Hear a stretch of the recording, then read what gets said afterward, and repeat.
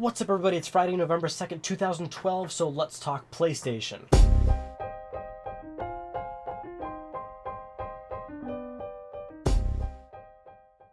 Alright, a lot of news to cover this week, so let's get started. So GTA San Andreas was rated by the ESRB for PlayStation 3. Obviously what this means is, from the past GTA 3 being re-rated from the ESRB, that means that GTA San Andreas is going to be a PS2 classic soon. This is, of course, in line with Vice City also being rated for the ESRB, and probably going to be up on PSN, and of course Vice City having its 10th anniversary, so it's announced for iOS and Android. But basically, expect to see San Andreas and Vice City to PSN very soon.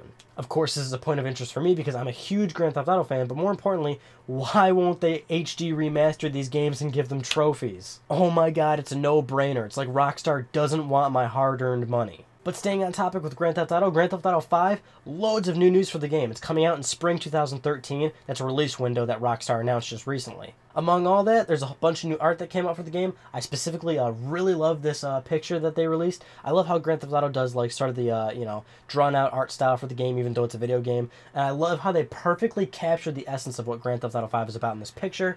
It's a hot, LA sort of looking chick. She's got the iPhone, which isn't really an iPhone. And I just love how they did that. And even with that aside, it was also announced that Rockstar is going to be making the second trailer soon. Actually, today is 1 year ago that they released the first trailer for Grand Theft Auto 5. That's crazy, right? The second trailer is now coming, but the reason why they're not releasing it just yet is because, Hurricane Sandy. Rockstar is obviously their studio that they're doing most of the trailers and work and stuff like that. They have an office in New York City, and they don't have power yet. So I think they're in Manhattan, so... and my blessings go out to those who are affected. So a couple weeks ago on Let's Talk PlayStation, it was also announced from Sony that their Q1 loss was $312 million. That's how much money they lost. And I said that, that's actually an improvement considering they lost billions of dollars before, and now they're only losing millions of dollars. Now their Q2 earnings are out, and, they're not earnings. They're still taking a loss, but now they only lost $198 million.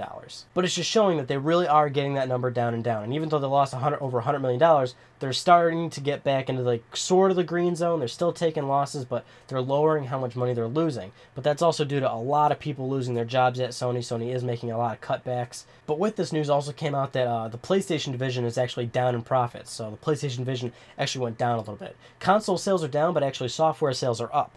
So I guess more people not buying as many PS3s and Vitas, but the current owners are obviously buying more software. And then the biggest, most interesting news story out of the week is that PlayStation 4 dev kits were being sent out to developers. This is dev kit number 2 for the PlayStation Orbis, or whatever you want to call it. But basically, this is the dev kit that's getting sent out to developers for people to start working on PS4 games. So this comes from an anonymous source from VG247, and basically, the new kit is filled with all sorts of new stuff. So the dev kits are based on AMD's A10 APU series, and it comes with either an 8GB or 16GB storage of RAM. Basically, what they shipped out wasn't an actual console, but actually just a modified PC of these internal parts within that PC.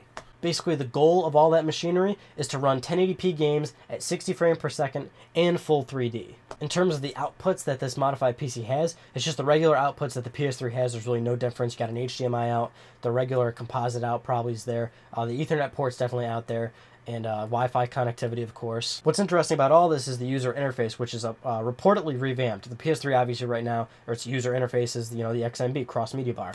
But this new interface is supposed to be really new, and it's supposed to be really fluid. And when I mean fluid, what it specifically says in the report is that, for instance, when you're playing a game, when you press the PlayStation button, you can access anything on the interface. Whereas right now on the PS3, if you're playing a game and you go to the XMB while you're playing a game and you try to hit a button, nearly every button on the XMB is going to tell you, hey, you have to quit the game before you can do this.